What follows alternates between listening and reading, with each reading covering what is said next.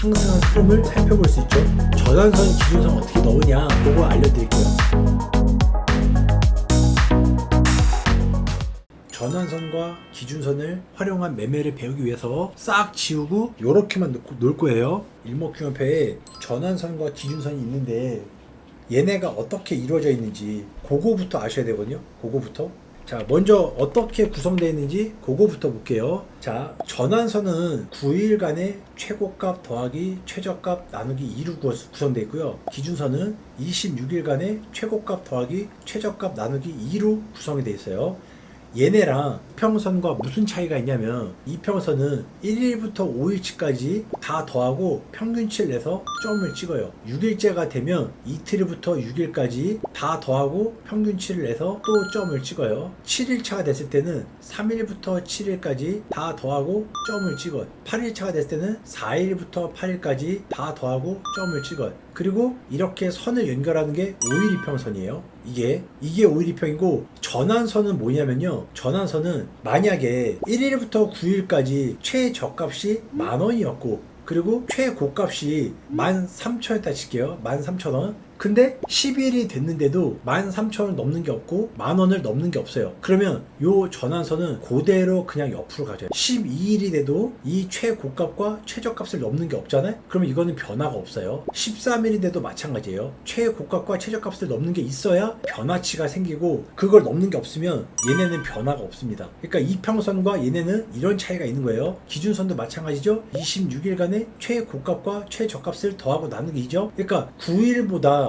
26일간의 최고값과 최저값이 바뀔 가능성이 더 없죠. 기간이 길어졌기 때문에 얘가 바뀔 가능성이 더 적어요. 그래서 움직임을 보면 전환선이 이렇게 조금 더 움직이는 흐름이 많고 기준선은 더 움직임이 적어요. 이런 식으로 전환선이 이렇게 여러 번 움직일 때 기준선은 한 번 움직이는 식으로 움직임이 더 적어요. 기준선이. 자, 그러면 우리가 여기서 뭘 알 수 있냐면 전환선은 9일간의 단기적 추세구나. 기준선은 26일간의 한 중기라고도 볼 수 있을 것 같아요. 단중기 추세구나. 이걸 볼 수 있어요. 그러면 이렇게 보는 거예요. 전환선을 이제부터 빨간색으로 표현할게요. 그리고 검은색을 기준선이라고 보도록 할게요. 그러면 이 기준선이 약간 단중기적 흐름이라 했죠. 이 기준선 위에 전환선이 만약에 이렇게 올라왔어요. 이렇게. 그러면 단기적 추세가 단중기적 추세를 압도했다, 이겼다라고 볼 수 있는 거죠. 이 상태에서 우리는 이렇게 양봉이 만들어지는 흐름을 찾아보는 거예요. 이렇게 양봉이 만들어지는 흐름을 찾고 이걸로 타점을 잡을 거예요. 이걸로. 그러면 우리는 이런 식으로 기준선 위에 전환선이 올라가고 그 위에 양봉이 생기는 거를 이제부터 찾아볼게요. 여러분들이 요거를 확률을 더 키우고 싶다, 그럴 때는 밥그릇 패턴 3번 자리를 활용하면 돼요. 요거 차트를 보면 이 전환선이 기준선 위에 올라가는 흐름이 없죠. 우리는 굳이 이거를 살 이유가 없던 거예요. 계속 관망인 거예요. 지금 이제 올라가면서 올라갔는데 이런 건 잡기가 어렵고, 여러분 차트를 봤을 때도 전환선이 기준선 위에 올라가고 양봉이 그 전환선 위에 올라가는 흐름이 없으면 굳이 살 이유 없이 볼 수 있다. 자, 한번 봐보자고요. 요런 구간을 우리가 잘 봐요. 요런 구간을. 빨간 게 전환선이에요. 검정이 기준선입니다. 전환선이 기준선 밑에 있죠. 살 이유가 없죠. 내려가는 거 계속 지켜보는 거예요. 올라가는 게 없죠. 근데 전환선이 기준선 위에 올라갔죠. 살 이유가 없다가 전환선이 기준선 위로 올라갔죠. 양봉이 생기면 그때 우리가 타점을 잡는다고요. 양봉이 여기 생기죠. 그리고 나서 살포시 내려오는 거 같더니 쏘잖아요. 빠방빵 하면서. 또 볼게요. 무림 페이퍼도 볼게요. 이런 식으로 봐보면 주가가 계속 내려오죠. 기준선이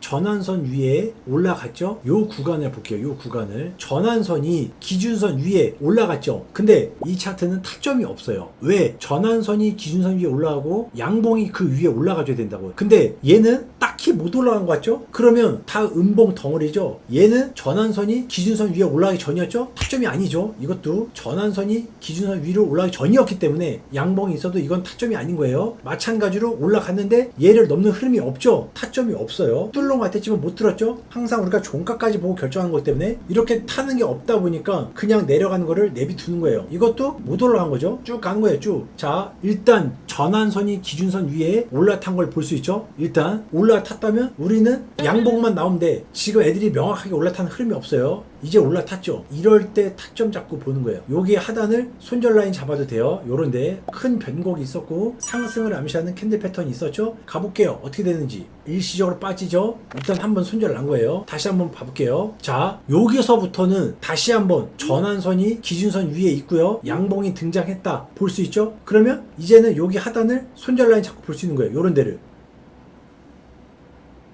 올라가죠. 이런 식으로 이렇게 우리가 할 수 있다는 거예요. 요런 구간 같은 데를 한번 봐봐요. 요런 구간을 보면 아직 전환선이 기준선 위에 명확히 올라갔다고 말하기가 어렵죠. 그럴 때는 우리가 타점 잡기 어려운 거예요. 그냥 지켜보는 겁니다. 그리고 양봉이 뜨는 거를 확인을 하는 거예요.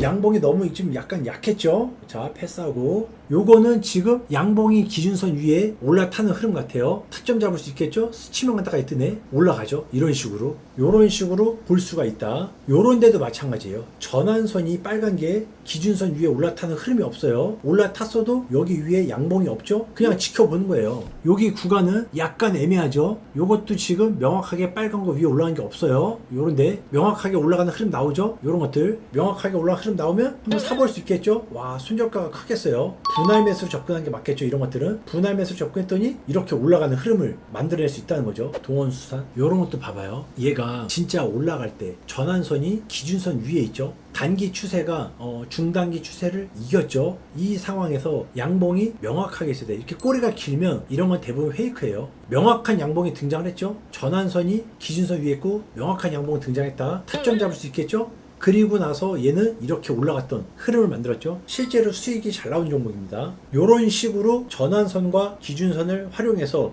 매매할 수 있다. 아시겠죠? 전환선, 기준선 어떻게 넣으냐 물어보셨는데 그거 알려드릴게요. 조금 우리가 차트를 크게 보고 할게요. 이렇게 화면이 있으면 마우스 오른쪽을 클릭을 하면 이렇게 나옵니다. 이렇게 지표 추가를 들어가요. 여기다가 일목균형표라고 쳐요. 일만 적어도 일목균형표가 나오죠. 이거 적용을 눌러요. 그럼 이렇게 복잡하게 나와요. 얘를 여기 보면은 얘거든요. 여기 전환선, 기준선, 후행 스팬 나오는 거 클릭을 해요. 그러면 이렇게 나와요. 이렇게 나오는데 여기서 라인 설정을 가고요. 다 지워. 그리고 요 두 개만 볼게요. 전환선을 아까 제가 눈에 잘 보이게 빨간색을 넣고 너비를 2를 넣는다 했죠. 기준선을 눈에 잘 보이게 검정을 넣고 두께 2 이렇게 넣어봐요. 그러면 훨씬 쉽죠? 근데 이평선 때문에 또 안 보여서 불편할 수도 있어요. 그러면 이평선을 삭제해 버릴 수도 있죠. 이렇게도 볼 수 있죠. 요것도 보면 얘가 지금 요 상승하기 전에 이 흐름을 봐봐요. 빨간색이 전환선이죠. 요 검은색 기준선 위에 올라간 게 보이죠? 그리고 양봉이 명확하게 있는 게 보이죠? 올라갈 때가 다가오고 있다는 게 나오는 거죠. 상승한 흐름을 우리가 살펴볼 수 있죠. 이런 식으로 우리가 볼 수 있다. 오케이? 구독, 좋아요, 알람 설정 부탁드릴게요.